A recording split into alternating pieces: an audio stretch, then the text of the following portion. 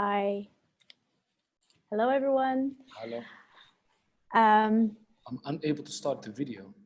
You can't start your video because the okay.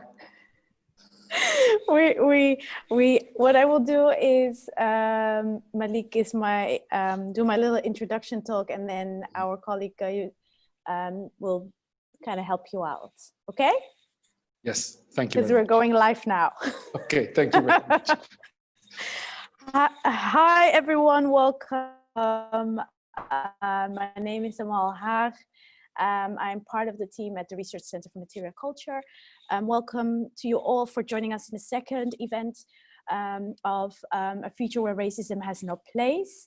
And this series, as some of you might know, pay attention, look closely at how a recent anti-racism protest and mobilization have brought into question the ways public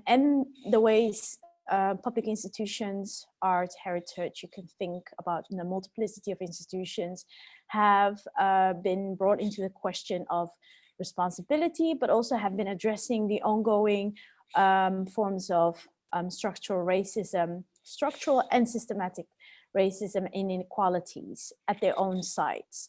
But also it is a gathering or a series of events that really look deeper into the ways institutions and its people, can fight, work towards an anti-racist futures. We will look at various questions, talk them through. It might lead to a bit more questions than answers, but I hope that during this conversation with the remarkable group of people such as Sara Wajid, who's here with us from Museum of London, Malik Muhammad from Concrete Blossom in Rotterdam, and Julian Isenia, who's a researcher based in Amsterdam from the University of Amsterdam. I would like to welcome our speakers. For once, Wayne Modest, or Professor Wayne Modest, I should say, is joining us as a conversationalist. And I'm actually quite glad because Wayne will touch on what the plans in the futures hold, what the future holds for the research institute, but also for the larger museum, for the National Museum of World Culture. I hope that we can take on some of your questions. So I would like to invite you all to send us your questions. And then if we find a moment, we will ask and share the questions. Additionally, there will be a moment also to ask questions of our speakers. Maybe if you want to share tips, ideas, but please do consider that our time is limited and that we will have this conversation in the limited possibility, because of course I would have preferred, like many of our contributors, to have an actual embodied gathering where people can come and sit together. So with no further ado, I really want to dive a bit deeper into the first conversation starter.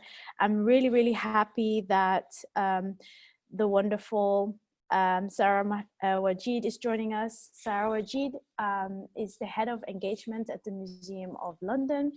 She's currently working on the development of the new museum. She will start quite soon as a joint CEO of Birmingham Museum Trust in November 2020, alongside Zach Mensah. Sara and Zach met through the Anti-Racist Museum network called Museum Detox. It's a network for people of color working in museums and institutions in the UK. I will also ask, perhaps that might be a way of strategizing that could be useful for the Netherlands. But prior to working as a museum, she was a cultural commentator and editor and journalist specializing in cultural politics, race, and representation. And she's also part of the she's also part of the Pitt Rivers Museum as a trustee and part of the Space Invaders Feminist Collective, which sounds really cool. I would like to invite Sara Wajid to come kind of at this imaginative stage and share also with her some of her ideas and thoughts. Welcome, Sara. You're joining us from London. Thank you. Thanks very much for having me. It is a very strange sensation, knowing that I think there are about 300 people at the other end of the line, but I can't see your faces. So I'm just going to think of you as smiling and friendly, welcoming audience. It is real, you know, a real privilege to be given this platform. You get some incredible speakers on this series, and I'm really looking forward to what everybody else's questions and reflections are going to be this afternoon. I'm going to try and stick to 15 minutes, so I'm going to get straight to it. I want to start with a, you know, a very serious and sober two moments that happened in this summer. There are two different arrests of Black men, which happened at the beginning of the summer and at the end of the summer. One of them relates to me personally, and one professionally at the place that I work. So before the murder of George Floyd, a few weeks before, I was sitting at, it was during lockdown, I was sitting in my home looking out of the window at my computer doing work like everybody else has been locked in their houses. And I saw in front of me running a young Black man, and 8 white policemen were chasing him. They tasered the young man as he was jumping over a wall, and he fell over the wall, and I couldn't see what was happening over the wall because then he was out of my eye line, out of my sight. Some minutes passed, some more minutes passed. I couldn't see what was happening. He didn't seem to be emerging from behind this wall. And as the minutes passed, it seemed stranger and stranger that nothing was happening. But eventually, some more police cars came, an ambulance, and I couldn't see the view, but all the people eventually left from the scene. Approached the police afterwards to ask a little bit what had happened, but no information was forthcoming. The days passed and it went from my mind. A few days later, a young man knocked on my door and introduced himself as being from the Independent Office of Police Complaints. It transpired that there was being now an investigation into the nature of the arrest. And the reason why I tell you this story is that it happened, as I say, a few weeks before George Floyd's murder. And it didn't occur to me to report what I'd seen. If the person hadn't knocked on my door, the witness statement that I then gave and the incident that happened, I would not have known that that young man was paralyzed by the taser. He had been tasered because they were chasing him for the arrest of a small amount of marijuana in his pocket, and the tasering was illegal. The man was running away from the police, so he should never have been tasered. There was no reason to taser him. So I tell you this story, and it's a painful story to recount, and I don't come out of it well. When I reflect on the fact that I didn't view that scene and feel that this is a scene that I should probably actively be reporting to someone, it troubles me greatly to think that I don't know what was happening behind the wall, but who was getting the benefit of the doubt. And this question, what is happening behind the wall? What is happening when we can't see what is going on? This kind of relates to things that I want to talk about later in terms of how the politics operates in museums and cultural organizations in power and society. What are the unknown unknowns, and who is not getting the benefit of the doubt? What don't I know when I can't see behind the wall? The other arrest I want to mention is the arrest of Isaiah Agondelli. And this is a man who had demonstrated against the Benin bronze object that he saw at the Museum of London Docklands. 2 weeks ago, there was a trial at which he was found guilty in his absence of using threatening words and behaviour at the museum. this is the first instance of criminalisation of protest about the restitution of African art in a UK museum. Now, I should say that the museum made it very clear that it wasn't them who were promoting the arrest or the prosecution of the individual. Nevertheless, this is a very significant development that this man is now subject to being imprisoned. He's, as I say, there's a warrant out for his arrest in his absence. He didn't come to the court. And it's worth reflecting on the words of Onyekachi Wambu, the director of Africans for Development, about this issue. He said, attempts to criminalise those participating in these campaigns should be avoided at all costs, not least when we consider the initial violent and murderous circumstances in which these collections were acquired. It is obviously, it is a site of violence. The museum has become a site of violence.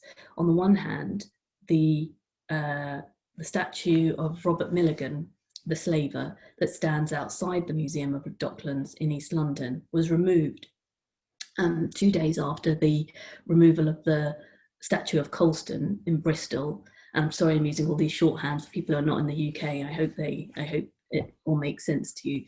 But just to explain more clearly, there is a statue outside the Museum of London Docklands of the slaver Robert Milligan, and it's been there for many, many years. It's not the property of the museum, but it stands outside the museum, and inside the museum is a very important gallery called the London Sugar Slavery Gallery.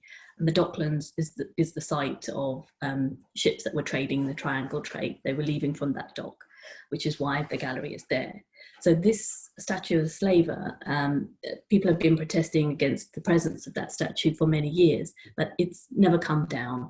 The museums wanted it to come down, other people have wanted it to come down, but one way or another, it's never come down.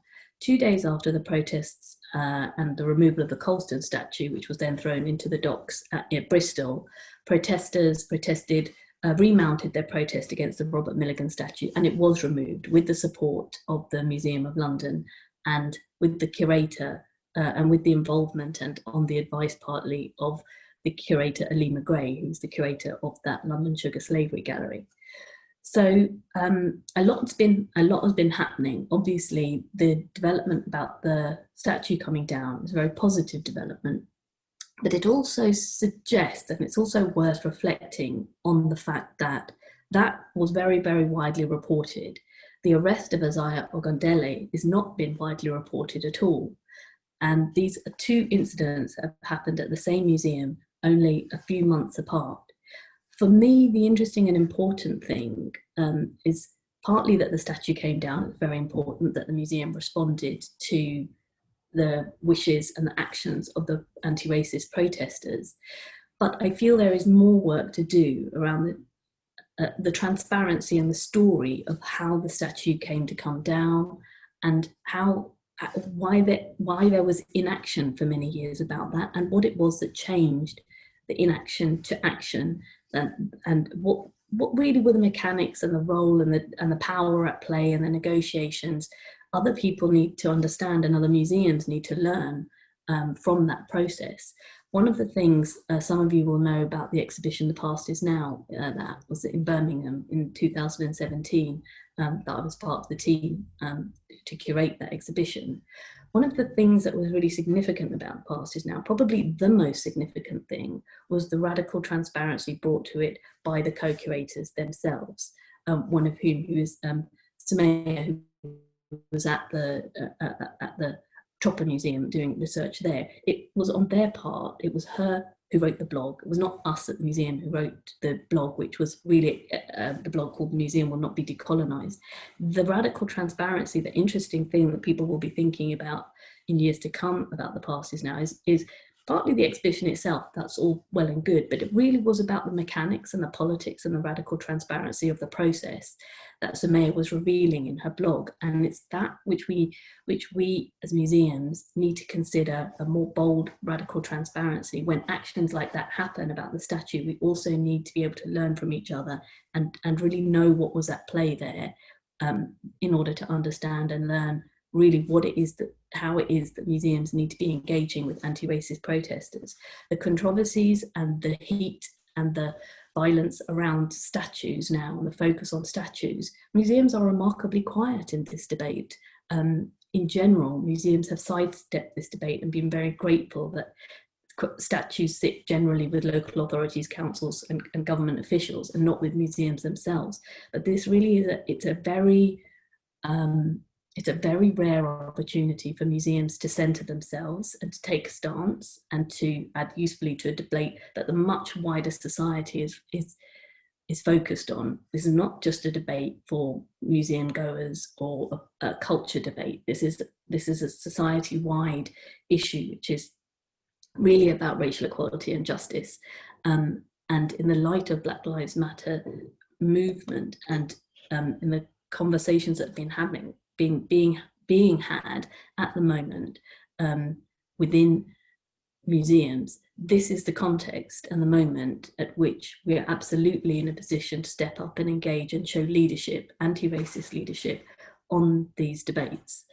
The other significant moment of the summer for me has been that, as Amal said, that I've been appointed alongside Zach Mensah as co-CEO of Birmingham Museums Trust, which is the trust at which the past is now was exhibited and was produced.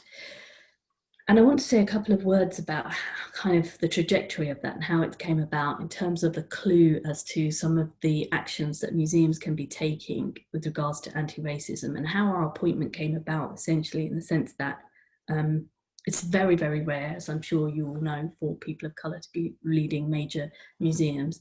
It's, I think, unprecedented for a job share of this kind for a museum, a major museum service like this, certainly in Britain. So I think it's worth dwelling on how this came about and where the skills and expertise is developed in order for people of colour to be able to manage and progress in leadership in the museum sector. And for my part, I would say that most of the skills that I use that are most hard earned in questions of judgment and ethics and influencing in museums are skills and energy that I honed much, much earlier in my career outside of museums, generally in Black and Asian-led arts and heritage organisations.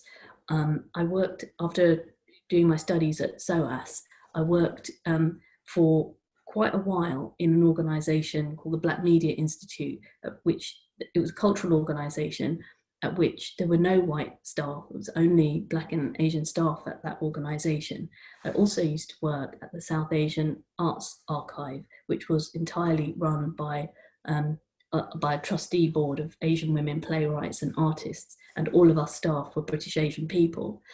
These were very kind of fragile, independent minority arts organisations, but it was there where I got my, if you want, I got my really foundational training and understanding about anti-racism and what we would now call decolonising.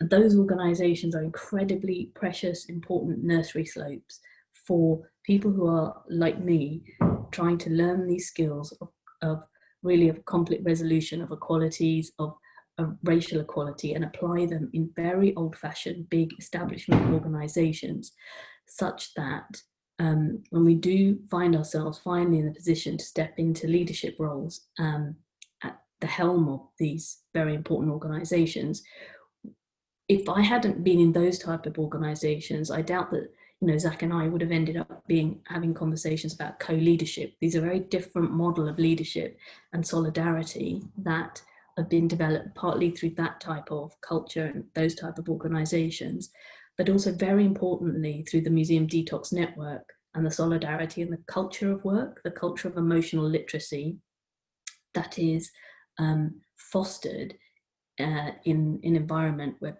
people feel safer. People feel safer, they feel outside of the constricting cultures of whiteness that they operate in on a day-to-day basis in most white-led organisations, particularly in most museums. It's really quite surprising to me that I now find myself CEO of such a big and important museum, because museums really still feel very much hostile environments for people of colour to work in my experience.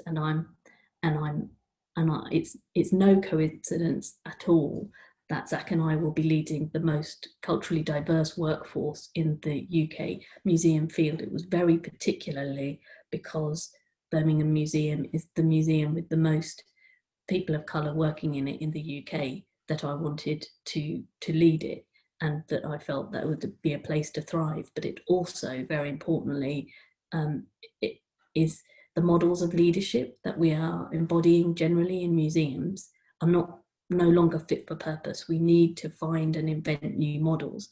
And in a sense, this collaboration with Zach as being co-CEOs is a signal to the commitment to and the wish to find different models than our traditional hierarchical sort of heroic leader models. And we haven't started yet, but I feel very hopeful, and I'm very much looking forward to finding a new way to operate and to embedding anti-racist ethos in our day-to-day practice. I think that's all I'm going to say for now. Thank you so much, Sarah. That was a very, very rich and generous opener. Also, thank you so much also for bringing forth questions of actually questioning the modes and models of leading and leadership. Also bringing forward the role of Museum Detox. I was hoping maybe that we could start with that, because I think it's actually a very interesting gesture of anti-racist I would say ecological system, or like an ecosystem that provides people of color who are heritage professionals working in museums, and it offers them, from what I understand, tools of surviving, but also as ways of networking together and being together in solidarity. And I was wondering, do you think that is, could that be a model that could grow across Europe? Maybe could it be something that others in Europe could take over? And the other question I have is, what did it mean for your own practice or for your own journey to become CEO of this museum in Birmingham?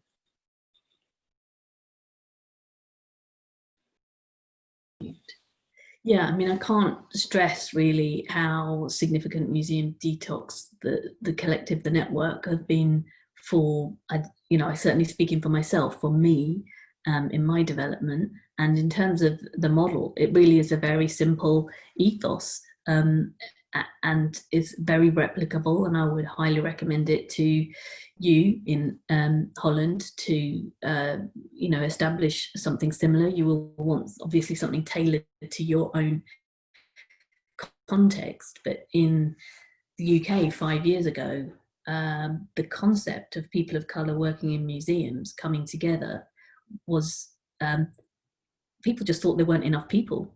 People thought, well, there'll be 10 of you, you'll have a nice evening. That's not going to take very long. But the amazing thing about the kind of establishing the network was to find how many people there were and how invisible they were, but also how many people had been doing anti-racist work in a very solitary and sort of quite frustrating often, and isolated way.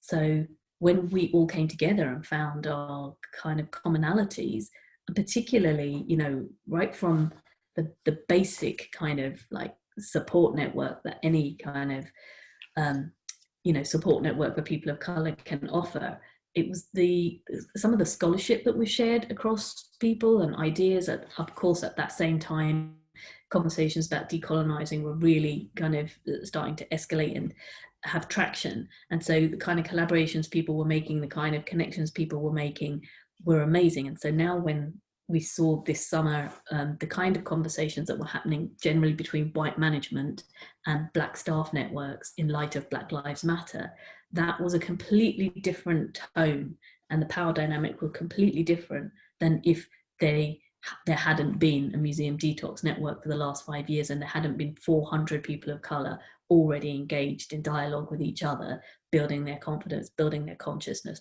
building their political awareness, building their tactics and skills as activists. That meant that now when this moment came, this was a completely different context for that conversation than it would have been otherwise. I'm going to take on also questions from the audience, but just for the sake of, so people can understand, could you maybe very briefly just tell us what Museum Detox is? Oh, yeah, of course. Sorry. I took the tap. For those of you who don't know, Museum Detox is a collective, essentially a network that started very loosely as a social network for people who are working in UK museums who are people of colour. Or in the UK, people sometimes use the term Black, Asian, minority, ethnic, although that is obviously much more contested term now. So that collective and network started as something where mainly people like kind of middle management type of people around my age, basically were coming together just socially to vent and blow off steam about basically racism in museums and our day-to-day working experiences. And that network, from 20 people who were gathering in the pub, kind of 5 years ago,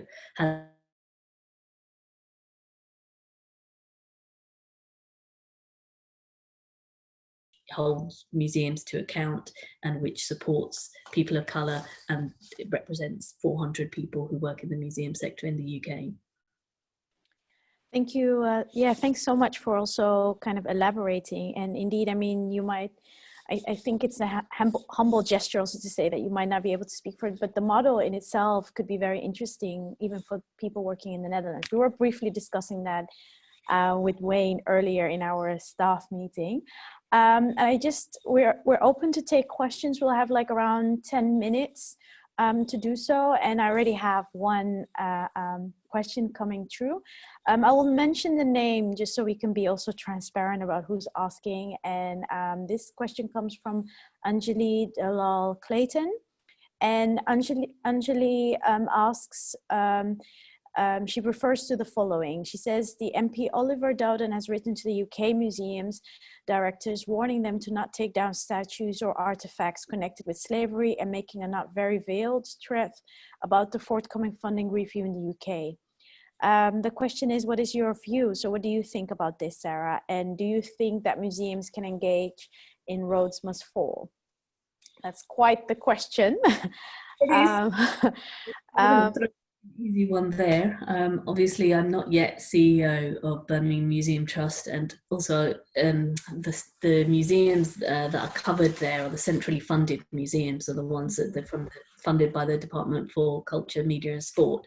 So that is, that does not include museums like Birmingham Museum Trust. However, like many commentators have observed, it is a pretty worrying trend to have a central government edict like this on museums, which really are an arm's length organisation. The sort of connection being made between the funding and the position on statues is needs a lot of unpacking and a lot of challenge and a lot of rigorous critical engagement. Museums really must protect their independence from government on these issues, and it would be really inappropriate for museums to be guided by a government minister on questions which are fundamental to ethics and centering of audiences. So, I'm a former journalist. I would see just as the media is a kind of, the fourth state and the pillar that needs to be holding the state to account, the arts should also be afforded and protect as vehemently their independence. I don't think you would expect me to say anything else.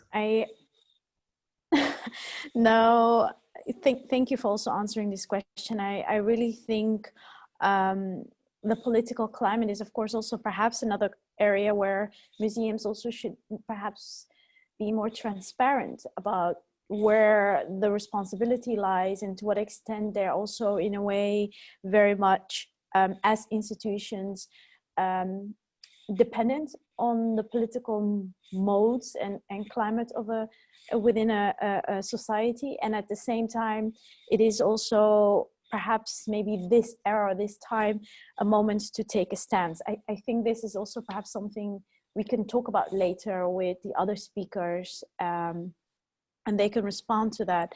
I have not received other questions. I was going to ask, I wanted to return to kind of the beginning of your talk, and I appreciate that you brought forward these very painful and traumatizing experiences, but and I will not rehash them, but I do think it's interesting that they are, of course, an extension partially of the everyday experiences people of color have in institutions. And I was just wondering also, what type of strategies have you developed also as someone in a position of leadership to combat or to kind of deal with some of the dynamics that are inherently at play in the institution?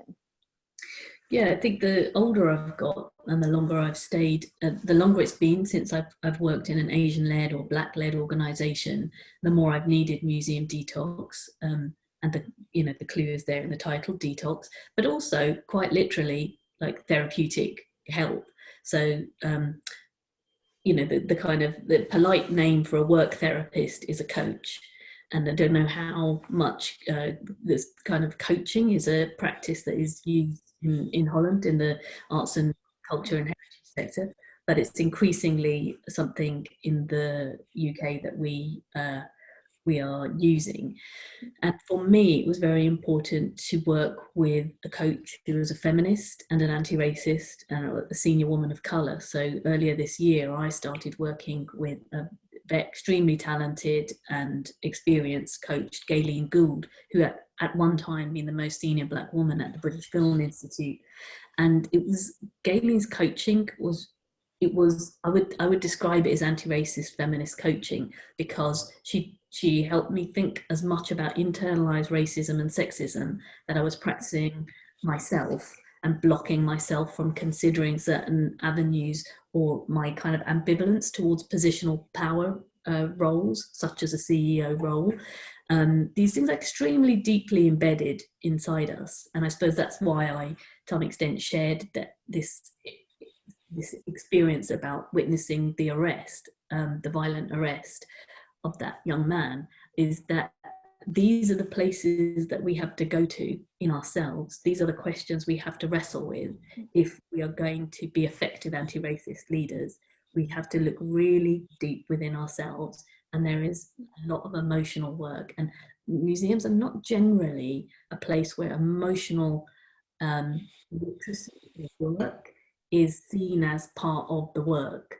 I find it very, very saddening, really, that I often find that I spend a lot of time with colleagues just trying to inch people into allowing emotions into their professional sphere and feeling safe enough to do that, because so much of the work that we do is about judgment, values, taste, the mysterious, emotional, lurking, murky inner id.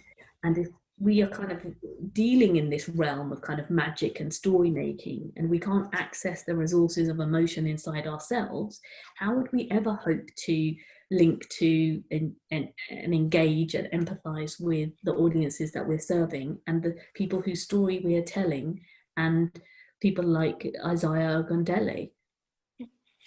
The people whose stories are not necessarily always at the center, or who might sometimes not be able to speak for themselves in these type of moments and spaces of imagining the mythical or the wonderful at the institution. Thank you so much. I feel there's so much also to unpack and to discuss. I'm just keeping a watch on the time as well. And I think if anyone has a question, we can take one more question. And I would also like to otherwise go to Julian, and then we can use the extra time to have a larger conversation with the other speakers as well, because some of the thematics and questions you've brought forward are very relevant to this conversation. So, and especially to feed into the conversation as well. So thank you so much, Sarah, and also wonderful that you're with us. I'm hyped about it. So I'm hyped about everyone being present and contributing, because this is a very important conversation, and especially the part about accountability and transparency. So we'll get back to that later. I'll have to quickly double check, but okay, I see there's one last question. I'll just take one simple question from Marianne Schoonderbeek, and she asks, she's referring to the Museum Detox Network, and she asks, what would you say is a specific challenge for people practicing anti-racism in middle management functions, and how did the network help with that? It's a nice question to actually round up with.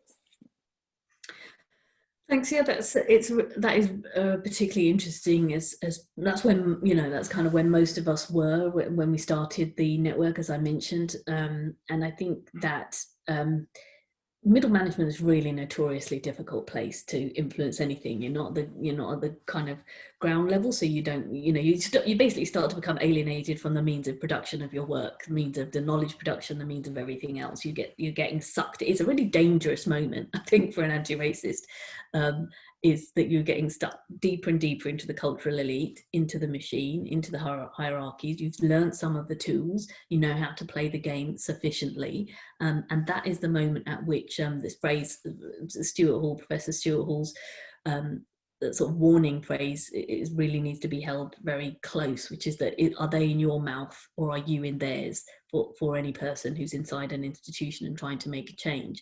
So I would say the tactics, in a sense, were to embolden those people who were already doing that work. People, there were people who had a lot to teach others, people like Miranda Lowe at the Natural History Museum, who had been very active in her union and doing active anti-racist work, and who was one of the most senior curators in the Natural History Museum.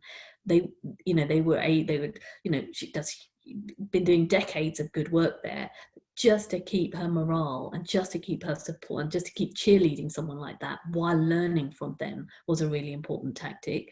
And the other thing that more recently I think has started to happen is that people who are finding themselves the most senior person of colour in an organisation, particularly this year, are facing really particular and acute challenges. And some of us have formed also little groups of people who need to have very safe, very confidential environments to be able to talk openly in, and so sort of almost make a more small protective cluster of people that are just talking to each other, who are the most senior people of colour in their organisations. And that's not obviously to take anything away from the fact that people at all levels are practicing leadership and are having very challenging times. But I think in this particularly sensitive and kind of time when there's a lot of emotional work and labour being put on people of colour to respond on behalf of their institutions for Black Lives Matter, is this kind of small group, kind of almost therapeutic work is important.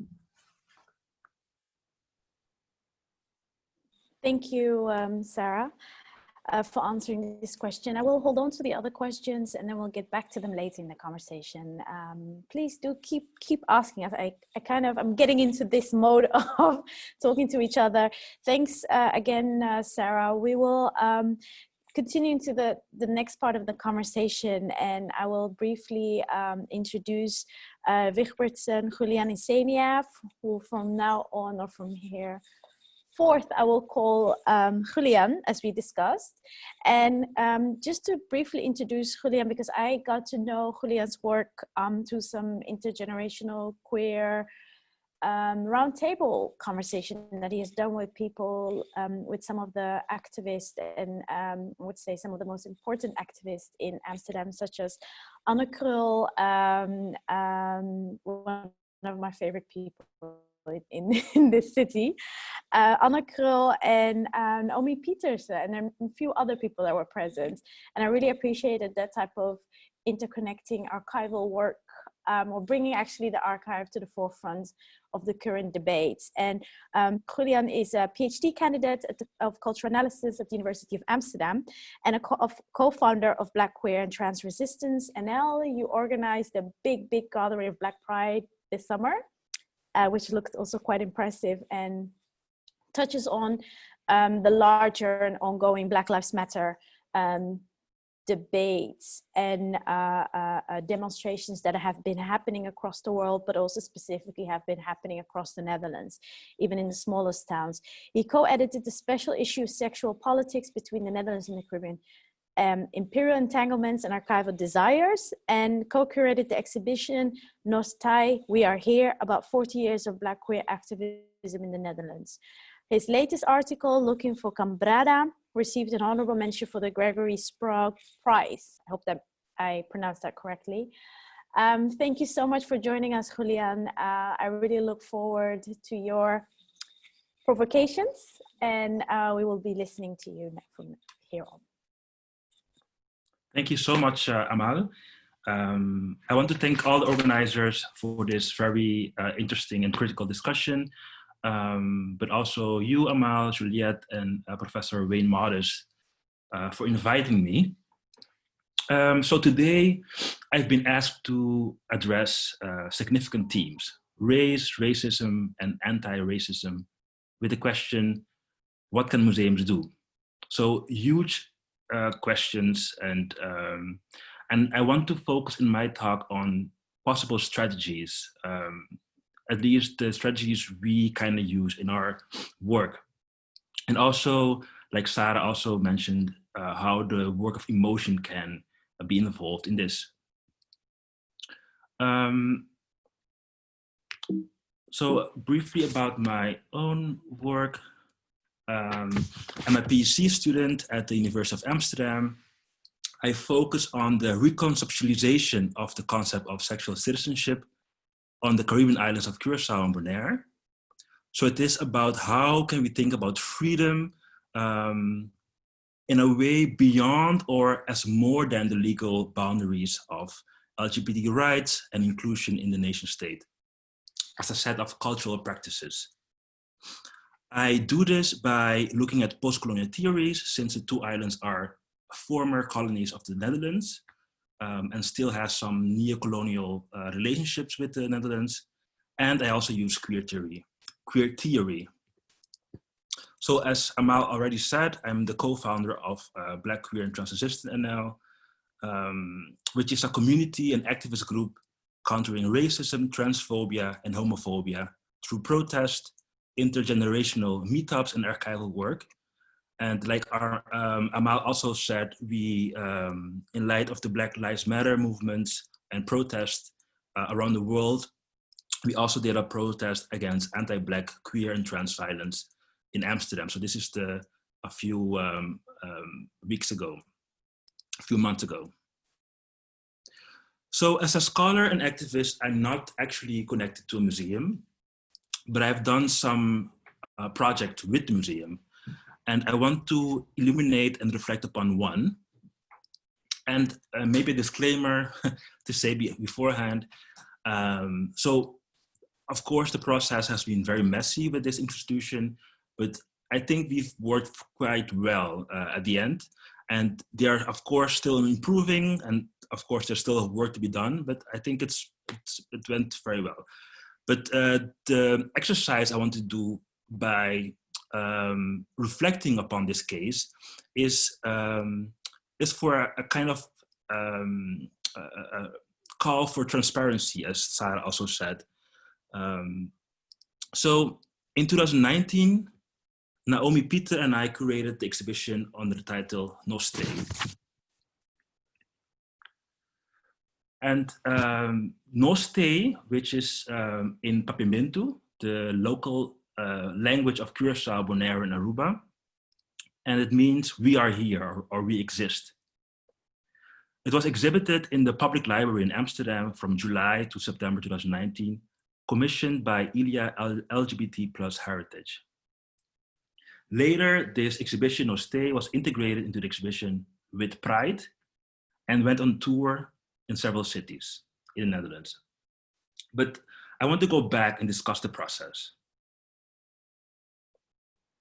So the exhibition of Stay was a response and critique to an earlier exhibition with Pride by Ilya LGBT plus Heritage, which took place a year earlier. The exhibition with Pride was also commissioned by Ilya LGBT plus Heritage and showed the history of 40 years of LGBT emancipation and movement in the Netherlands. The With Pride exhibition received a lot of criticism because a group of LGBT activists of color who were active in the 80s and 90s, and I agree with their complaint, felt that the With Pride exhibition paid little attention to Black people and people of color and was not very inclusive and representative of the Dutch LGBT community. What is interesting is that the reception of the exhibition at large was very positive, and it also showed that the lack of diversity was not very widely acknowledged by the press or the people that went to the exhibition. So the fact that these activists publicly voiced their concern is essential. To use the words of Sara Wajid, whiteness seems, quote, to be visible, whiteness seems to be, quote, visible to those who do not inhabit it, though not always, and not only, end quote. The process that followed was an interesting one. The group of activists of color met several times with Ilya LGBT plus Heritage, and we from Black, Queer and Transitions were given the opportunity to create the exhibition.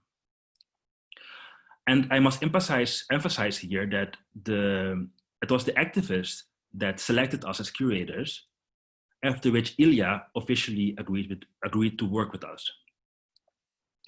And the reason they, and I mean the group of activists from the 80s and 90s, appointed us from Black, Queer and Trans Resistance was probably because we interviewed this group from the 80s and 90s several times, and we organized events with them.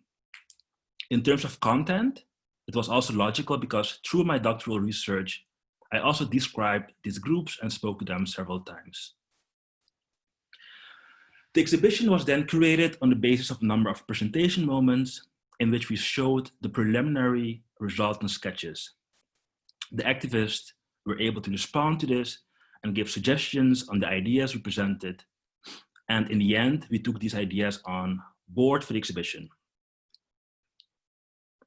We went into the archives of Ilya LGBT Heritage and created the exhibition mainly from their collection. This was very important for us because we wanted to show that even though these materials were not used, they were present in the Sept archive. So indeed, for the With Pride exhibition, the creators chose to show a particular and limited part of this archive. And although we use mainly the Ilya collection, we asked for additional photos and magazines from activists. And during the presentation meetings, we asked for clarifications, for names or dates. And sometimes we also did a complete new interview. We curated 5 panels on the theme of No Stay, and this was also on the basis of the agreement we had. So we had to do 4, and we said we want to do 5. And this was agreed upon on the basis of the money they had and the time we had to do this, which was 2 months, which is very little. 2 of these panels discussed 2 LGBT groups, Suho, Surinamese homosexuals, and a group called Strange Fruit.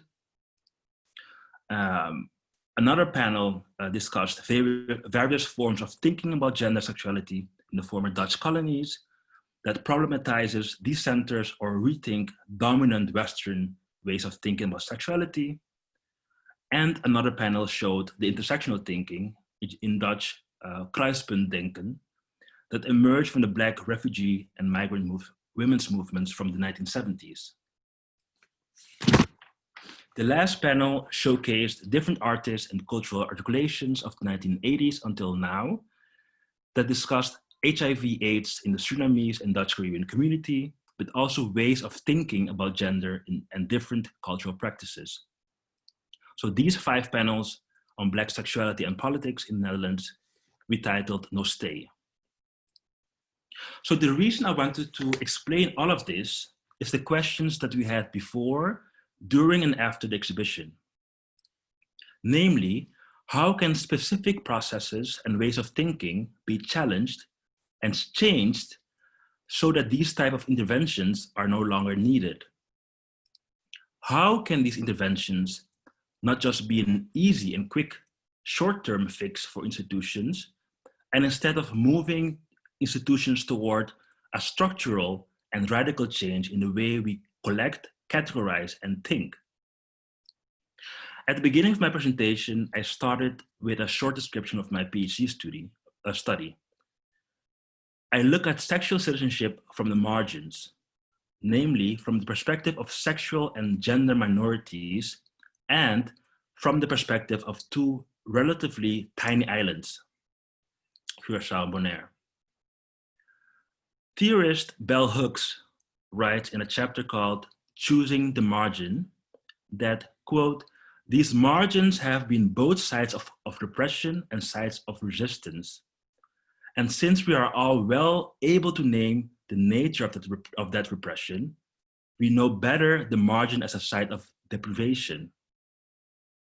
We are more silent when it comes to speaking of the margin as a site of resistance. We are more often silenced when it comes to speaking of the margin as a site of resistance," end quote. I'm suggesting here a kind of dance.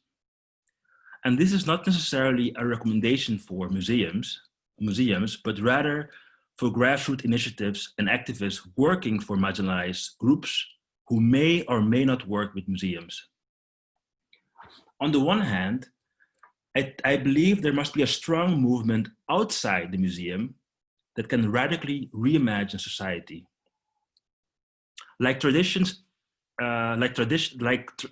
Traditionally archives, museums are not the place where we should look to bring radical changes to society, I believe. Archives and museums often lag behind these changes, and it is unfortunately the task of marginal groups to address these problems. On the other hand, we must demand a radical adaptation of museums. This can only happen if museums break open their structures, invite marginalized groups to participate in the Institute, and ensure that their voices can bring about real change. How can we create communal and democratic processes of curating and collecting? How can marginalized people not only be part of, quote, diverse programming or the cleaning staff, but at the core of the museum, its employees, its board, and as Sara also said, with new modes of leadership, but also its collections, can be a radical representation of our society. Thank you.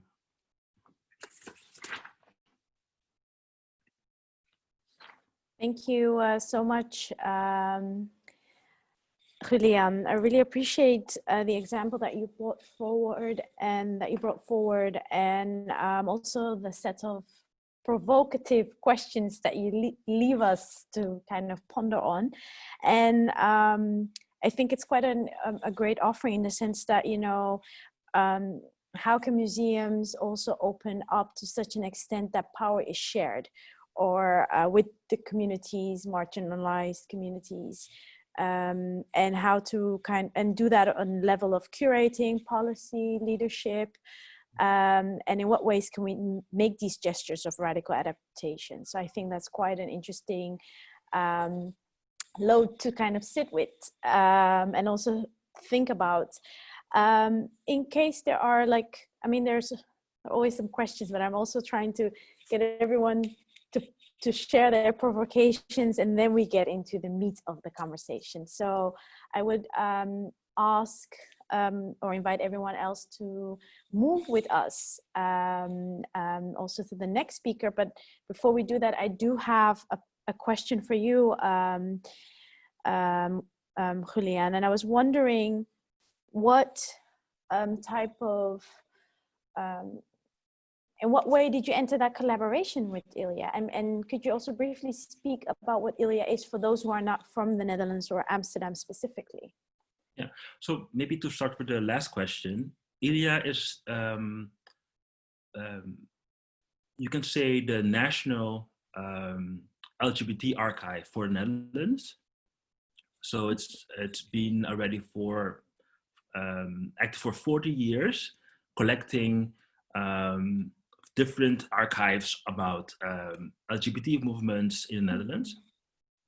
And the interestingly is that before the With Pride exhibition, there were some preliminary conversations. So, and they invited also us to do this, to be part of this conversation. And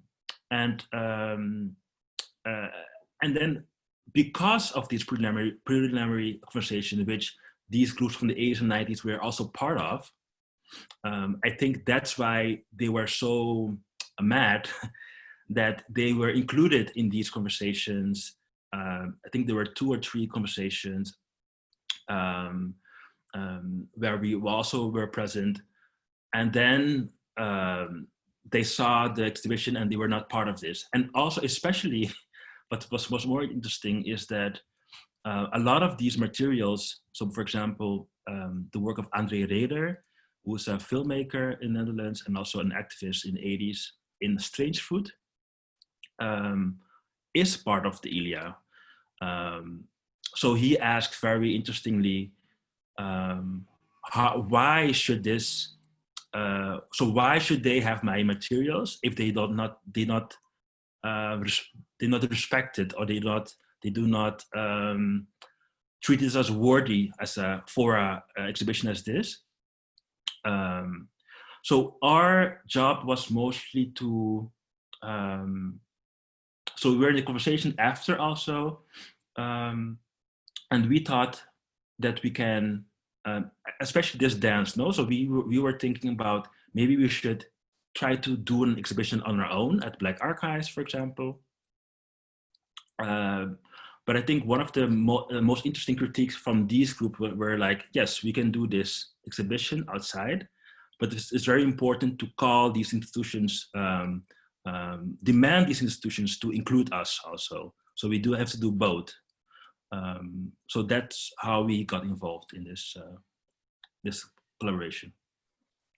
So in a way, this intergenerational and dual approach of inserting oneself inside of the institution, because of course it does represent, it supposedly should represent also the communities, the racialized communities, and at the same time do for oneself or for ourselves, as some people would say, at the Black Archives in Amsterdam, which is basically a Black Archives in the Netherlands, a small institution, but a wonderful place. Thank you so much, Julian. I would like to kind of add the next chapter in a way, in the provocation, and speaking about provocations. I think it's always a joyful moment to invite Malik Muhammad to be part of our meetings. Malik has been part of our meetings throughout the years at the Research Center for Material Culture, often around topics such as hip-hop culture, popular culture. And Malik Muhammad is a writer, a director, performer, a program maker, allegedly lately also a designer. We will name the names, and works between sets of urban questions, questions of the city in the sense of gentrification, but also who on ownership, and currently collaborates with the New Institute, but that is maybe something we might touch on a bit later. And I think maybe the most important platform you're currently building and have been working on is Concrete Blossom, which is culture and city designing platform, right? Like it's a design platform that constitutes a group of people, young people of color, that you lead together with a partner. So perhaps, in case I forgot something, please do add on, and the stage is yours. Thank you very much for the generous introduction, Amal. It's an honor to be part of this program and to even consider adding ideas to this already rich conversation. I was taking a few notes, and I'll try to work through those notes and weave some of the points that Sara and Julian already made. As Amal mentioned, I work with a collective under the name Concrete Blossom, which is indeed a design and publishing platform. And I've had the luxury and the privilege of thinking a lot about demographic and technological shifts from an urban perspective. And the past few years been thinking of methodologies, strategies, language that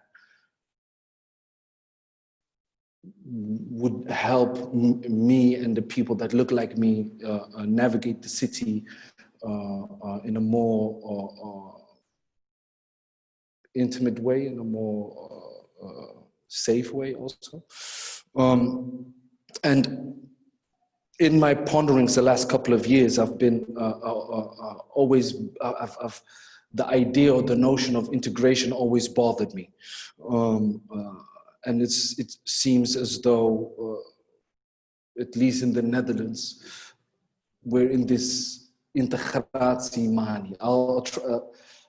It'll take a couple of minutes for me to warm up and speak in English, so I might switch back and forth from Dutch to English. But integratie manie, this maniac mode of integration, where everything and anything has to, in order for it to exist or to thrive, must integrate within existing structures. And to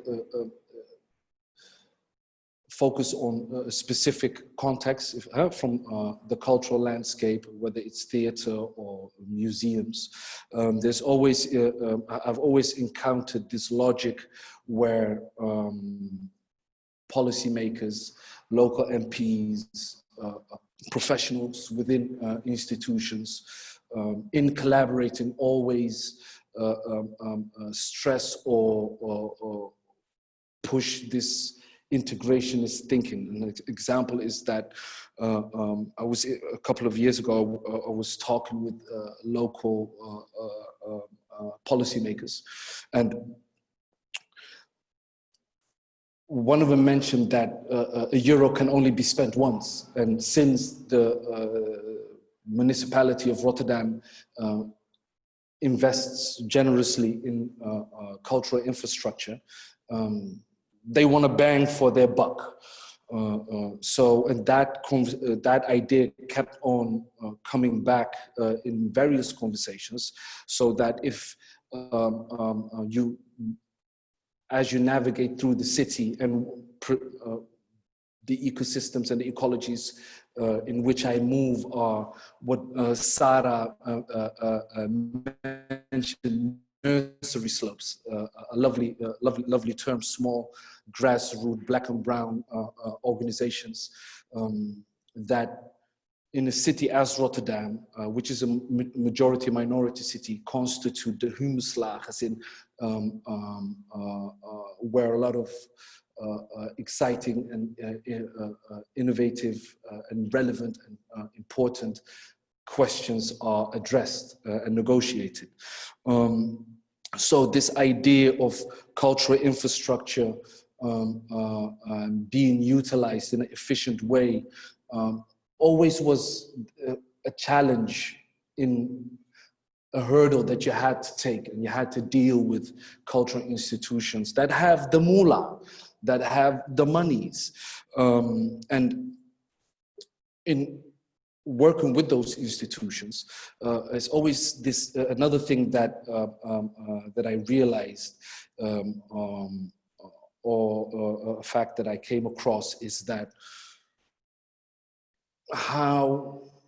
what leads to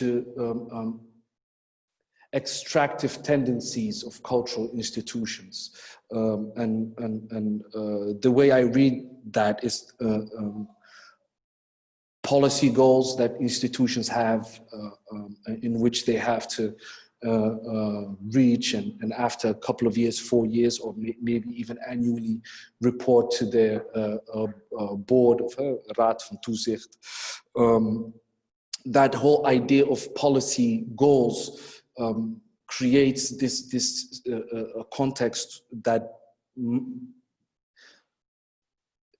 feeds into those extractive tendencies. So let's say a museum has in its policy goals, we need to reach minorities or young people, or address these and those notions.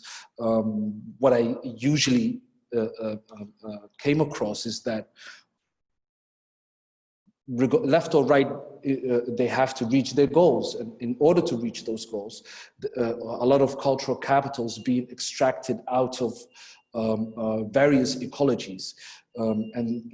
So if you're a talented writer, or a theorist, or a producer, and you want to survive, you have to line up for one of the few job positions within an institution, and then trying to do for self, as Amal said, within those institutions, and then with all accompanying challenges. And those skewed power relations are obviously lead to precarious situations where people, minorities become ultra minorities within white institutions, or even normative institutions. So, and all the excessive labor that comes with that, all types of challenges that people have been experiencing for a time now. And all those experiences the past few years have led to us collaboratively with the new institute, but building on the research that we've been doing for the last couple of years, of thinking and imagining different modes of working and collaborating and producing. And in the collaboration with the new institute that Amal mentioned, we invite the institute to step outside their walls and their boundaries and their existing notions and modus operandi, one could say. As Julian said, opening up. I think that counterintuitively, in order to open up institutions, we need to lure them outside. And together we explore the space in between institutional, non-institutional, formal and informal, and navigate that space and explore that space where there's a more collaborative setting of conditions and terms wherein people are able to collaborate. And in in the work that we do with the institute, and I intentionally say with the institute because we're positioned at the institutional borders and try to navigate and negotiate authenticity in one sense, but by working in that in-between space or in that liminal space,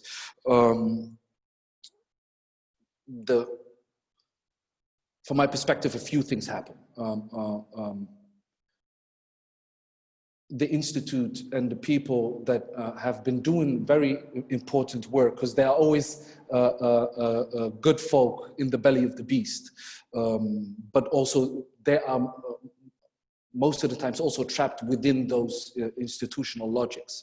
So by inviting them outside and thinking of and articulating and setting terms together, the Institute is enabled to aansluiting vinden bij de ritmes van de stad. Be connected in a more intimate way with the rhythms of the city. And a concrete example is the exhibition surrounding the hoodie. Let me use another example. There was a policy goal or a desire within the institution to set up a youth program line, and a youth program. And we started with asking questions as in, why are people waiting? Are the youth excited or waiting for such a program? And who should this program serve? And because one of the unmarked or possible implications is that because institutions wield power, moolah, once again, institutional moolah, they create opportunity. They generate access, but set implicit terms in the process of generating that access. So let's say a youth program would be rolled out, and highly talented, five highly talented youth would be given the space or position to work with the Institute. People working in institutions rarely aren't aware of rhythms and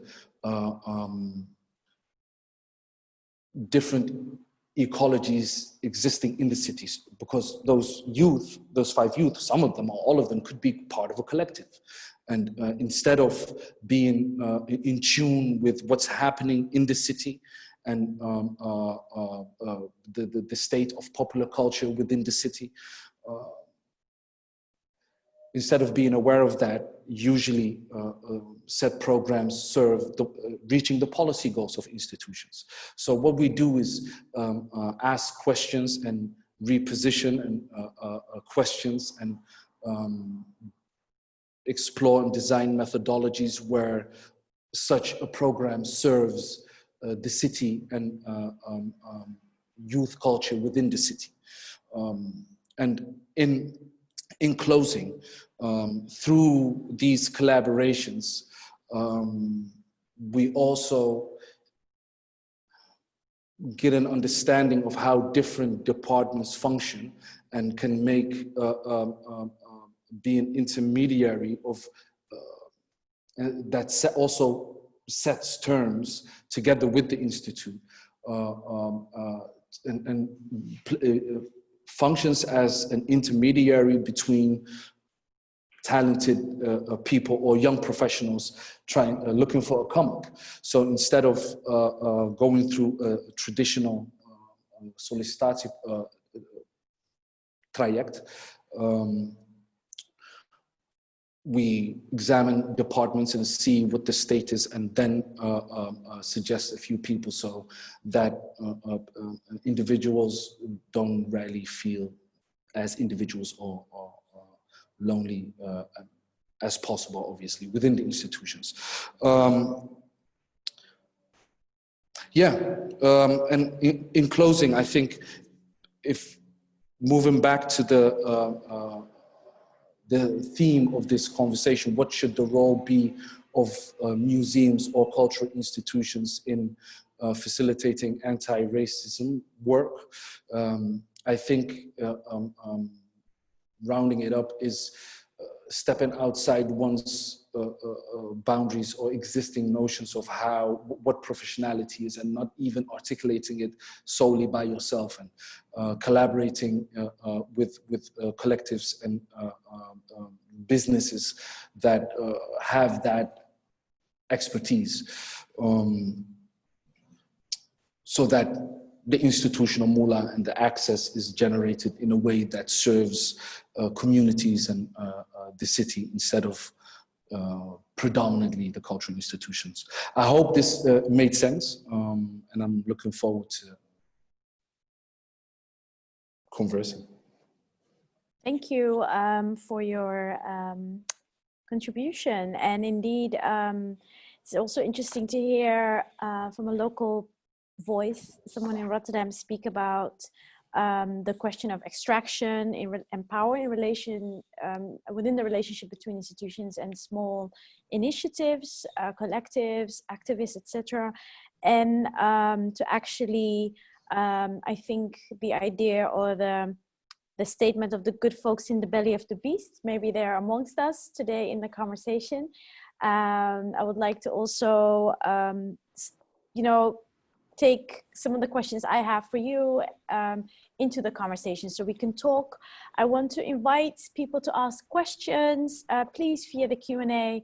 I know that there are two people that still have their digital hands raised, but we are not, in this kind of conversational model or mode, we cannot turn the microphones on for others. So I hope that you're willing to speak to the Q&A box. I would like to invite our other speakers, and Wayne Modest, or I should say in this context, Professor Wayne Modest, who's the head, for those who do not know, Wayne is the head of the Research Center for Material Culture and Professor Material Culture, if I'm correct, before I confuse myself, at the Vrije Universiteit in Amsterdam. And I was wondering, since we're in kind of in the energetic mode of provocative ways of speaking together, I was hoping that we hold the questions for Malik and then ask Wayne to kind of share maybe some of the work or ideas that you have for the institution, the National Museum of World Cultures, which the Research Center of Material Culture is part of. And just also to kind of bring in the accountability and the transparency into the conversation as organizers. So I'm hoping that you're there, Wayne. I can't see you. Yes, I do see you. Okay. I'm here. And I'm not putting you on the spot. I'm just inviting you to join the conversation. I was just hoping if you could maybe share in a few minutes some of the ideas that not only you, but also the museum itself has. Yeah. All right. It always feels strange to speak about and to your own institution. That's quite a crazy thing. So, but anyway, we wear multiple hats, and I think that there's something about every conversation today, and especially Sarah's talk today, which is about the multiple personality syndrome that people of color have within institutions. That one always has to be inside, outside, in many interesting ways. Thank you, and thanks for the wonderful presentation. I want to pick up on a few things, and just perhaps at the end of it, I want to say that fundamentally one of the reasons why this conversation we're doing today and the many conversations that we'll have in this series is to try and the museum's commitment to inaugurate an anti-racist institution, right? And what might that mean, and how does that look? And for us as a museum, that is particularly urgent, but also particularly difficult. Within our institution that started in the late 1800s, that started as so deeply embedded in the colonial project, that started as the Colonial Museum, one of our institutions, but also an institution that also had race biology, human remains and race biology as part of its historical work. the question of race and racism becomes so urgent to what we do, that there's no way around it. So we can't hide from it as perhaps other museums may think they can. And so several of the things that you all mentioned was important, and probably the last thing that triggered me was what Malik said when he said extraction. Because if one thinks of extraction as a part of colonialism's project, you extract resources, you extract objects, you extract whatever, then extraction is the mode in many ways of the coloniality, right? And then there's a certain sense in which, and I'm going to admit something here and then we can talk about it later, that many museums like ours have been thinking for the last 10 years that we're doing good work, right? Because we work with community groups. So when Julian says that we need to bring in marginalized community, we've been working with communities before, for example, from where the objects come. And so the museums themselves have been thinking, oh, we are part of the solution. But when one takes the Malik's indictment at the end, you can also ask the question if the work that we've been doing with working with communities is about the community, or is it a part of the extraction again? Because that's what Malik is saying, that we've continued an extractive regime. So if we work with what we call source community, it is not necessarily just bringing them to the collection for them to know, it is also for us to gain new knowledge about our collection. And the question then is, how do you do that? How do you do that in an equitable way that is not extractive?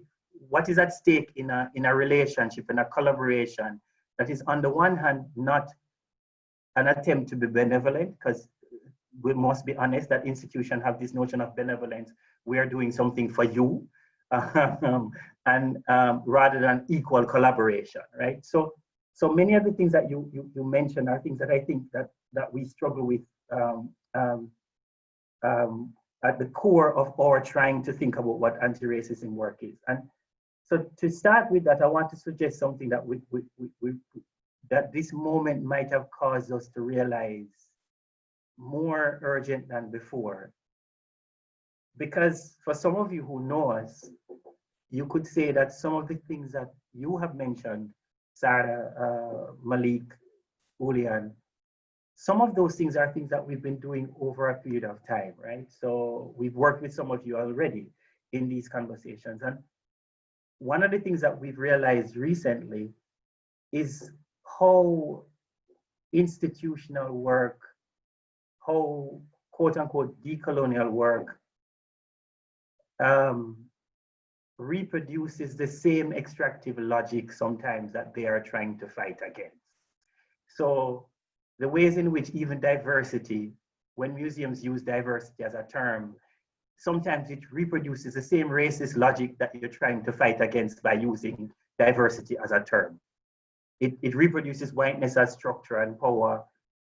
It reinscribes violence, as Sarah says, where she says, you know, one needs a certain kind of therapy to deal with the institution that really doesn't embed diversity as philosophy, but diversity as tick box.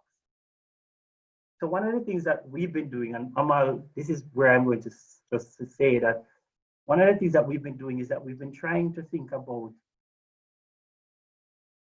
what a decolonial plan could look like if it were intricately bound up to every single aspect of the organization. If it were tied to the front of house and tied to the collections management and tied to that decolonization is not just done by the learning team or the curatorial team, but it is every single person feels complicit in that project of decolonial work. And what would that look like? Because I think that, I know that some people don't like the word decolonial.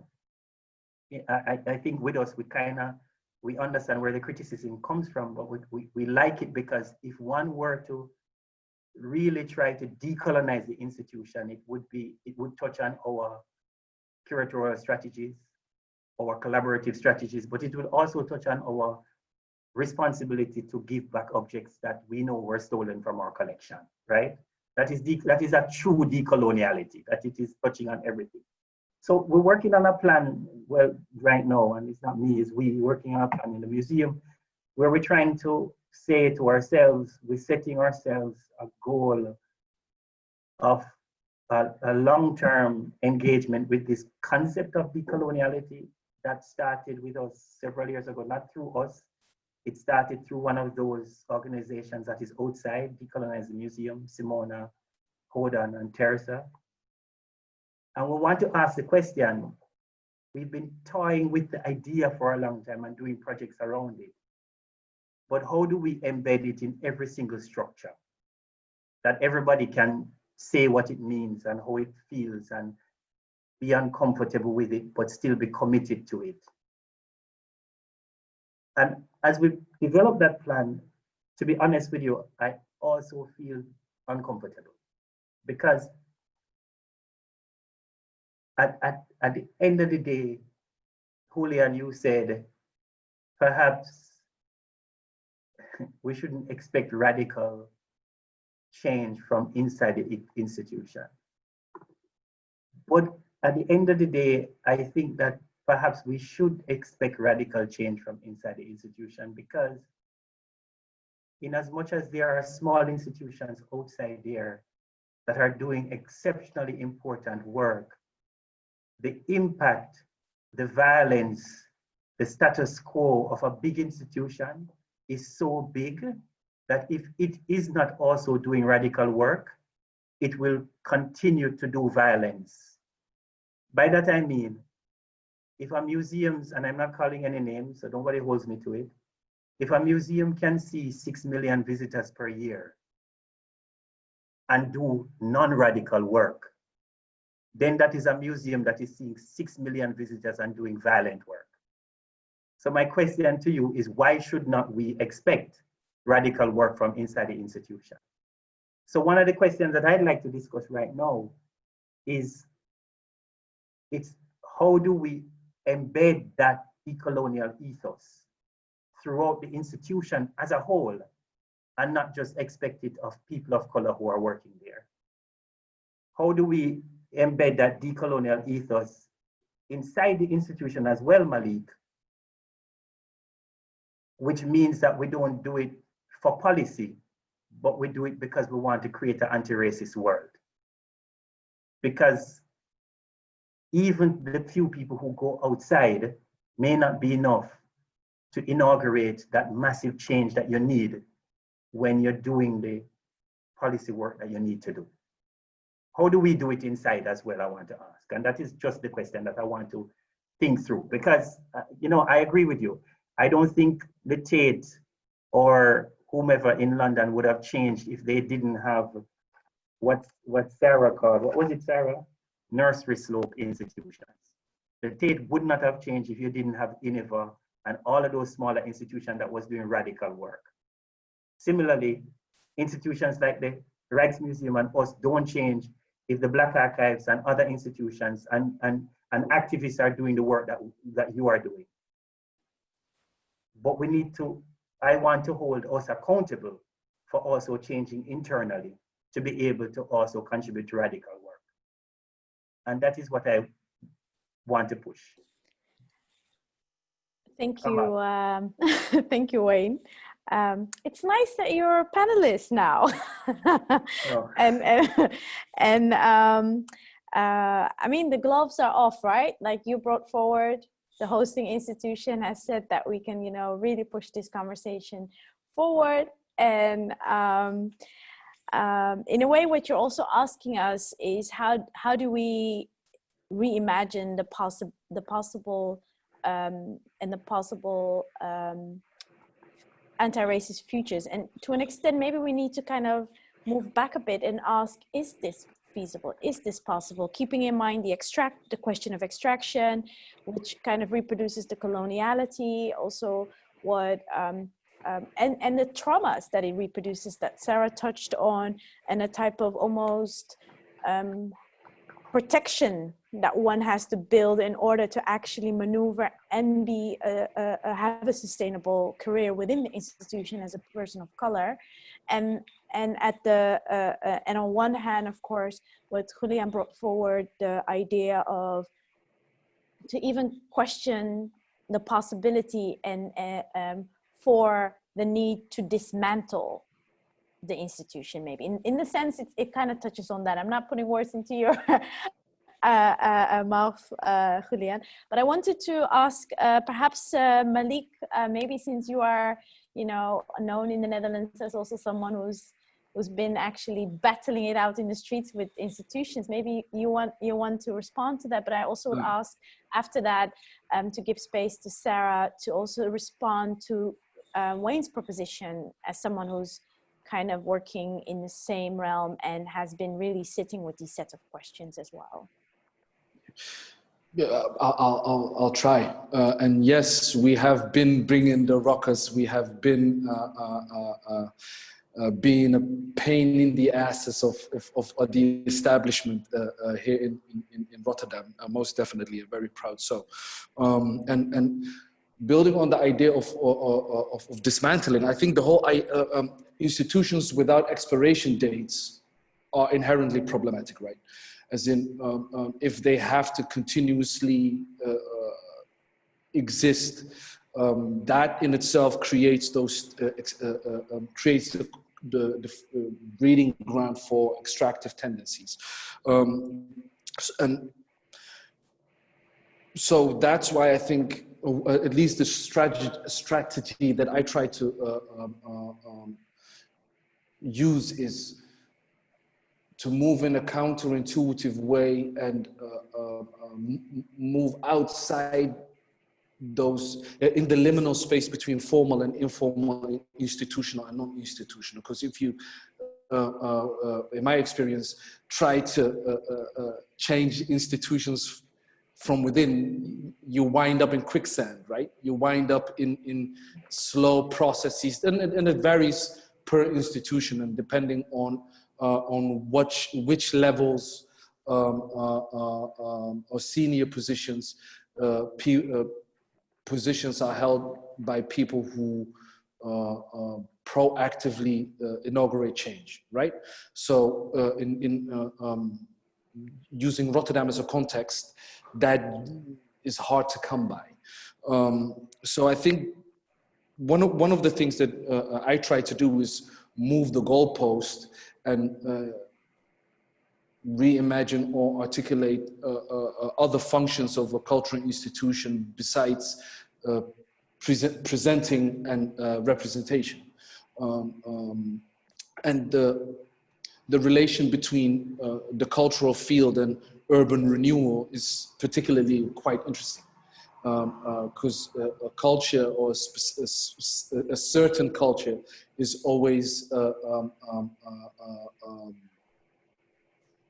given the red carpet treatment in terms of access and monies to redevelop certain areas. So in what ways, one of the things we try to do in our collaboration with the New Institute is the monies we make and funneling it towards an area of the neighborhood most of us live in, and be actively part of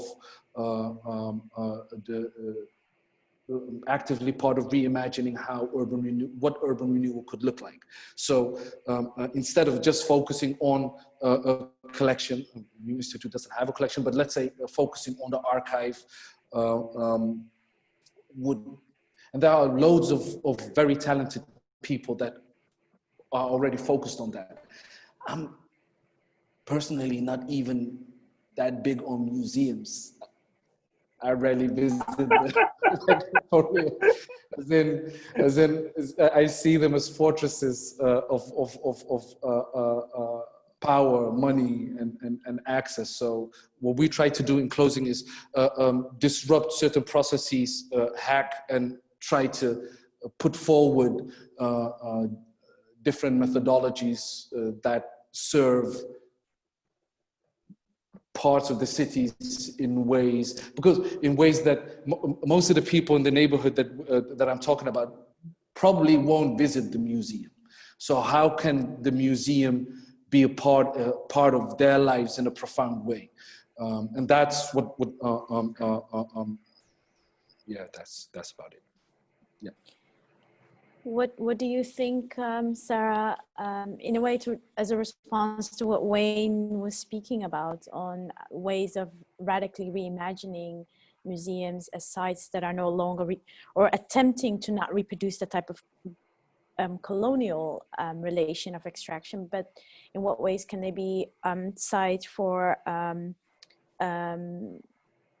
can they be a decolonial force in the anti-racist work?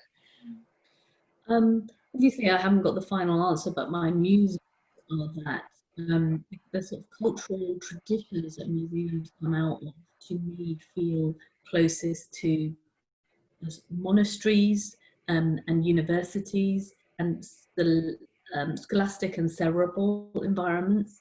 And often the qualities that are affirmed and valued in these environments are one of, quiet solitude and study and reflection, and the personality type that is most sort of actually common or rewarded or affirmed is an introvert style of which is associated with gravitas and depth and intellectual heft. And I think there is a clue here for us thinking about decolonial culture across the whole museum and decolonizing and more radical interventions, which is that often when you go in an organization, before you've read anything, before you've looked at anything, you kind of smell the vibe of a place. You can smell the energy of a place. And a lot of museum environments have a cold energy, have a kind of very sort of uptight kind of working culture. And when I think of the organizations that I've worked at that are warm, where there is not such a monastic environment, where it's much more about a kind of brotherhood or a sisterhood, for me the clues lie there. And there is a lot of talk about kind of how to weaponize a hierarchy of environments. Essentially, some people are earning less, some people are earning more. Obviously, the real issue for us on a day-to-day basis is that when you're in an environment where the vast majority of the people of color are working in the cleaning environments, and you just walk into that day in, day out, you walk into the boardroom that is almost inevitably entirely white, that is, just on a daily basis, reaffirming white supremacy. I don't need to re-rehearse these things that you're very used to, but I think that the clues for us are in the working culture of these environments, where is the humor? Where is the bands? Where is the sex in museums? They're very dispassionate, unemotional, sort of bloodless environments, unfortunately, in a lot of organizations. And for me, the clue is to moving to somehow environments where we can have kind of warmer and more honest environments, so people can engage differently with each other and with audiences and with the researchers, and whose identity is being affirmed, and what culture do we want, and can we relax museums somehow in the first instance and bring the joy and the warmth into our daily work, into the way that we engage with each other as humans, make them more humane environments behind the scenes. That, I think, is the first step to inch towards a move where we can talk about radical culture and for people to be more honest about their values. Thank you, Sara. In a way, you're also asking the way to create more honest institution is also to make them more human, to make them more accessible, maybe a site for humor, joy, laughter, banter, etc., etc. And I'm fully aware of that. Julian has to leave in maybe like 6-7 minutes, but it does allow the rest of us to have a little bit more time to kind of also answer some of the questions of the audiences. But I was wondering, Julian, what is your, in a way, to unpacking the potential of a museum as a site for emotion and being. What do you think about that proposition from Sara? Yeah, so I will come back to Sara last, and I will start with Professor Wayne Modest first. Calling me professor, please. Professor Wayne Modest. Yeah. So what I think I need to clarify my statement about the museums, and because I think for me it's not that we don't need to demand from the museums to change or to decolonize, for example, but what I'm saying is that we don't need to look for the museum as the source or as the start from a radical movement. I think because of the structures, funding, it's always a mess. So we can indeed try to make a shitty place better, but you cannot completely clean the mess. And not to be very pessimistic, right? And especially at the ethnographic museum, this is especially a very interesting question. Can you decolonize as such a colonial museum? And of course, you can say, okay, you can return all the stolen objects, but at a very simple thing. And I'm not attacking anyone that did this. But what's interesting is if you look at the events picture, what's interesting is that it's a very nice picture. So that's nothing wrong with the picture. But at the end, at the description, it says, dancer in women's clothing. So it's a very binary idea of, so you immediately, from the description, there's a gender expectation who this dancer is, that is, the clothing is from, this dress is a women's dress, which also erases a lot of more traditional dresses and also, so it's a lot of complications there. So we don't only need to look at stolen objects to clean the mess. So that's one. And I think indeed, I'm very much interested and very intrigued about the emotions, what Sara was talking about. And indeed, for example, in the case I discussed with Ilya, it was very much important to bring about this, because you can imagine these people, they're in the 60s or 70s, they were very angry, you know? So for me, it was impossible to say, okay, let's just put some nice pictures and then move on, right? No, I think, so also in the description of the Nosté, we wanted this anger to be part of this exhibition.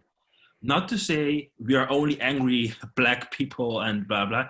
No, but to say that that was only possible because of this protest.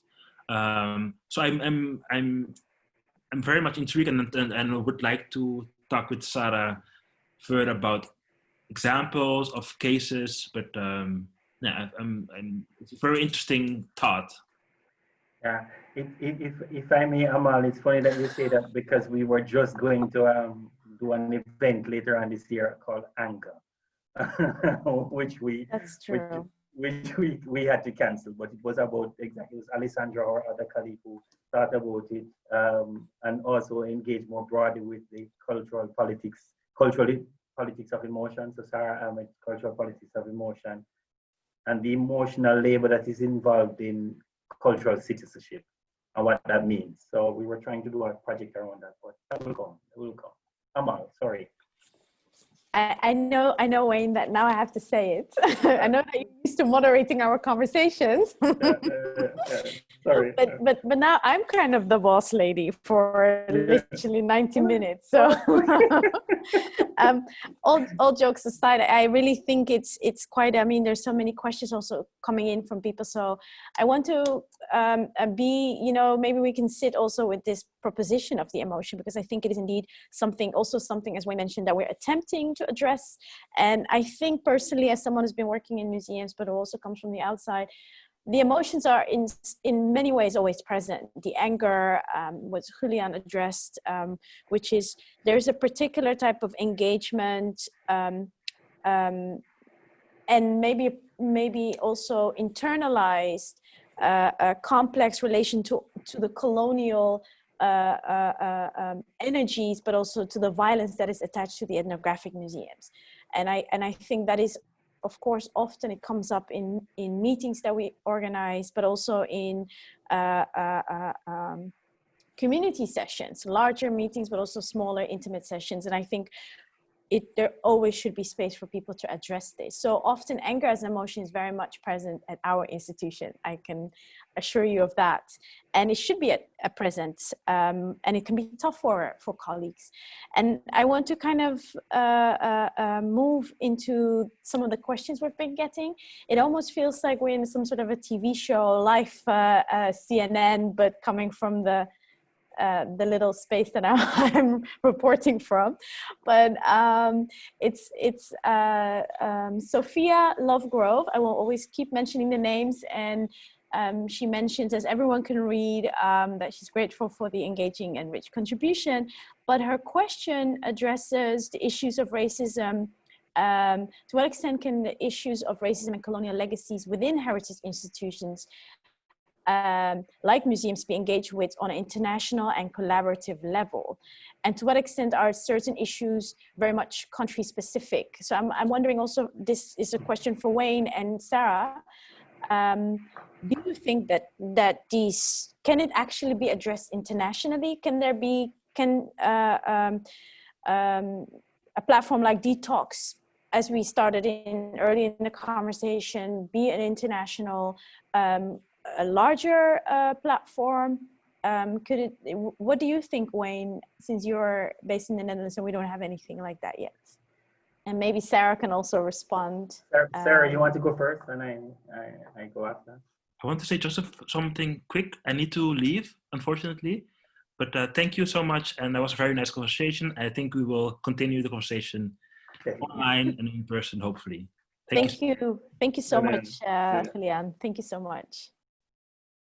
Yes, maybe Sarah? Yeah, these, I mean, like, obviously the international kind of connections have been massively important. It was partly the work of Malique Mohamud in the US on Museum Hue that gave Museum Detox, which is another similar type of collective, perhaps more activist in its spirit from its inception, that gave us more. We can't hear you. Is that okay? Can you hear me now? No, yeah. Sorry, there's some sort of reverb there. So yeah, obviously there's, you know, in any international kind of collaboration, and Holland has kind of, you know, reached out a few times. I've heard a few times different speakers saying, we should do Museum Detox here. Just go ahead and do it, guys. Like, you don't need anything from us. Just start it, make it happen. If you need a hand, like, we're happy to do that, but just, you know, just do it right now. Call out whoever is here on this network if you want it to happen. Just ask them to, you know, get in touch with you and start doing it. But the other side of all of this is that obviously these questions are massively focused on nationhood and identity. Sorry, you can hear a bit of background noise again. If anybody maybe could mute, yeah, thanks. That when you get into the kind of you know, you get into the granular level of these discussions and these debates, they come back to patriotism, nationhood, identity. All of these questions in the UK are turning on these iconic figures: Winston Churchill, Chamberlain, legacies of empire and nationhood. and they're intrinsically and kind of, they're deep within the cultural id. And so where people are invested, where the heat is in this statue, in this town, these people in Bristol want this particular statue down because it's about them and their stories and their families and their identity. So I think there's a pull and push, there's a tension between that kind of staying true to that and recognizing that specificity and where it's the emotional kind of heat is at, and obviously making the most of international collaborations and thinking. And you know, in the UK, we all look at you in Tropa Museum, we're all saying, they've got it sorted there, that way Modest, he knows the shizzle. You know, in the US, maybe they say it about Museum Detox, and you know, we're all kind of looking at each other, we're just kind of finding our way in the dark and groping and trying to do our best. I mean, maybe Wayne, you can respond to well, just complexity. Because I mean, Sarah's talking about. If anything else, I think what the global means, there are two sides to the global for me, for us.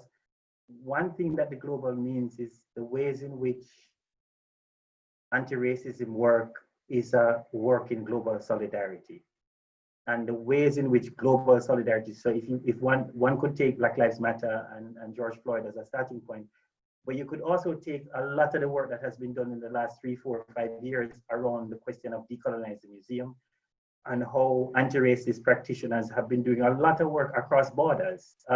When we had the Decolonizing Museum here and with Simona Horden and Phoenix, you know, that last conference that we had, also they had invited people from London to come and people from the US that wanted to come. So there is something about that solidarity, and I think that we need to account for that, because that is also what social media does for us, that there is that necessary in anti-racism work. But the other side to the global, and sorry if I'm a little bit academic in this sense, is that a lot of our understanding of the notion around race and racism comes from UNESCO. It comes from how UNESCO's statement on what anti-racism is and how anti-racism should be. When UNESCO comes out again with their diversity policy in 2003 or whatever it is called, in as much as they are trying to do interesting work about diversity, much of that work sometimes hovers around coloniality as well.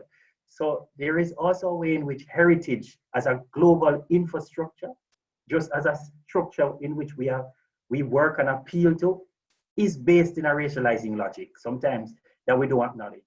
A part of that, sorry to say this, as a museum person, I'm going to acknowledge this as well, that a lot of debates around questions of even restitution are debates that are embedded in a logic of what the museum should be, how temperature and relative humidity should be, what all of those things should be, and in that should be is Eurocentrism. So a lot of these things are bound up together in a way. So there is a global nature to it that we cannot not acknowledge, as much as I agree with Sarah that the very political landscape of citizenship, of what Malik was talking about when he speaks about those people who live in the city who are not really interested in the museum. That is about local politics as well. And that local politics is also, unfortunately, racial politics. If I might add real quick. Yeah, you can respond to it briefly, and then we move to the last question and we round it up. So you all know. Because one of the things that I always try to be vigilant about and urge peers to also do so is the climb up the social ladder and the way that cultural institutions by means of diversity policy or inclusivity also forge this black and brown bourgeoisie and how the quicksand that I was alluding to before is also because at the end of the day everyone has their own rhythms of you leave your house, go to work, go to the supermarket, there are 4 or 5 destinations people people frequent on a day-to-day basis. So we should also be humble at the in the face of what we're actually capable of. So especially, and that's what I always try to remind myself of. I'm not so much so interested in the question of the museum, but I'm more so interested in the question of the city and the role that museums play within an urban fabric. So yeah, and that therefore is quite interesting that, let me reiterate, I'm not a big museum goer. I think that before working with this institution, I think I could count on two hands the amount of times that I've been to the museum without being invited to talk. So, and most of the times, even when I travel, I prefer to hang around in neighborhoods and eat sandwiches, more so than go to a museum. So also the people we invite, this creates interesting tensions and perspectives in doing the work. I thank you, Malik. I think today quite often different versions or in different ways, communities and people's practices of whether it is decoloniality, surviving in the midst of the precarity, but also in a way, the museum work, privacy, all of that has some sort of collapsed it into each other, right? Like in a way, we're all speaking from our own little spaces, whether that is home or makeshift studios. I'm just wondering, like, if we have to really scrutinize also, because someone is in one of the questions, someone asked, as a visitor, as someone who's interested, how can we get more museums to address colonialism or racism? And at the same time, I'm wondering, how can we, is it possible to even address these very large internalized systems, but also as a way, Sarah addressed in the beginning, internalized ways of being, and simultaneously, how can we push that forward and work towards anti-racist futures? Because I think addressing them and undoing them are two different things. So I'm wondering, is there a possibility to move in that contradiction? This is a question also to Sarah, also to Wayne and Malik at the end.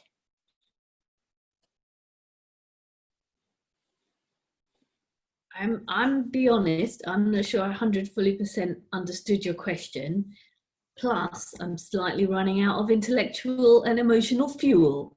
And I feel like Wayne has energy. So I feel like it would be only right to pass this baton to him.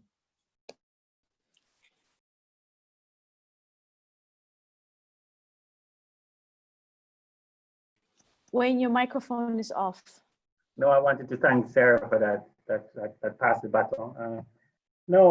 I mean, you know, to answer your question, you asked the question whether or not these massive big concerns are kind of be addressed. One of the things that I first wanted to suggest is that, and perhaps Malik is the person who has been pushing this argument most, right? Because I don't actually think that this is a problem, Malik, that you are not interested in museums.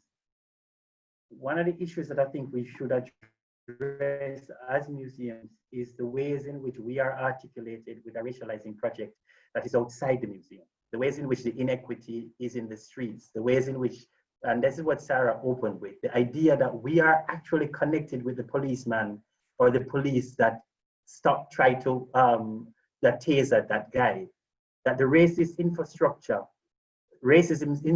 is not necessarily something that is only a museum problem or an ethnographic museum problem. I think very often we talk too little about other institutional forms where these things persist.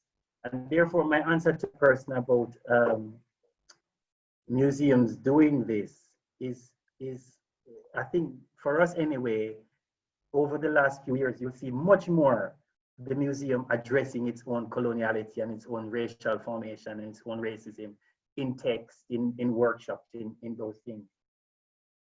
But one of the challenges I wanted to because there is, and we should continue to do that, but I think that there's a work that needs to be done, and this is where the museum probably becomes most urgent, is there's a work that needs to be done that is not just about the museum as racializing infrastructure, but the ways in which that articulates with what visitors, the visitor as part of a racializing infrastructure.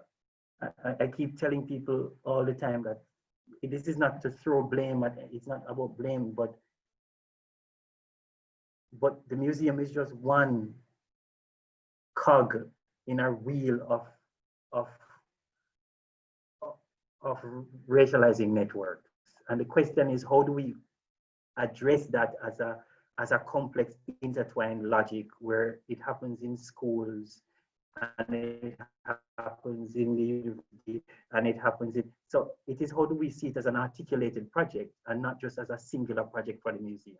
Because if we continue to think of it as the museum, then what is going to happen is that the museum will always be disappointing. And that is, it is not to criticize us as staff, yes, because actually staff changes and the new staff that come from a university that was not decolonized. So they come in and they have the same views that were gotten, right? So it is, how do we create this as a bigger common project that makes it so,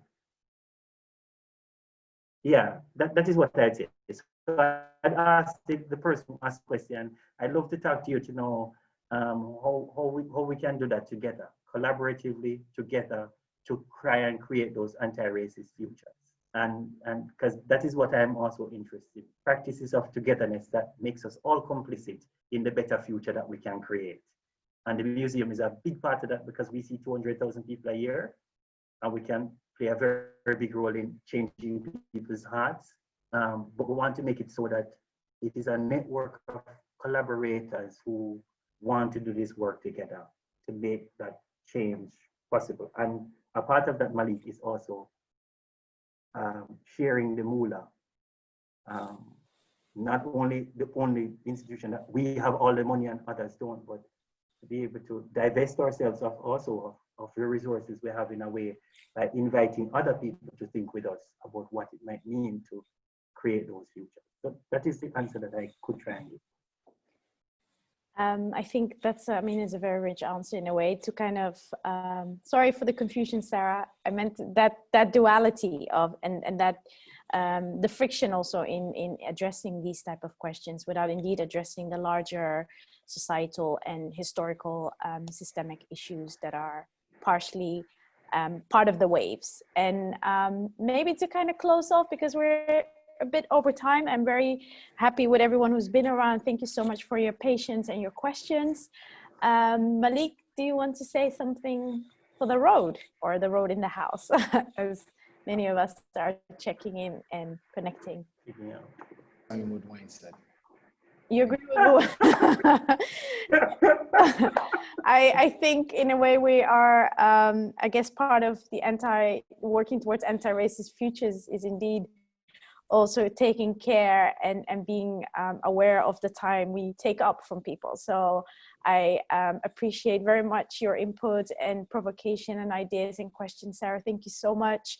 I wish you a lot of luck in the near future when you embark on this adventure, and hopefully, you know, maybe you can return as part of the ongoing series in the future to give us maybe more insight and more questions to work with.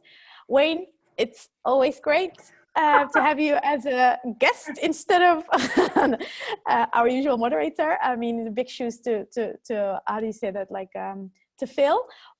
And Malik, thank you so much for your contribution and your provocation, because indeed for a lot of people the museum is sometimes a bridge too far, and maybe inviting people to the streets, including the people that work at museums, to be part of that, the society that the museum holds, can be also a way and a strategy to move around. Thank you all. Thank you for joining us in this conversation. I guess the ongoing question of what museums can do will continue in October the 22nd, and we will have a very, very special guest if all works out. So I hope you join us again. Thank you all very much and have a wonderful evening.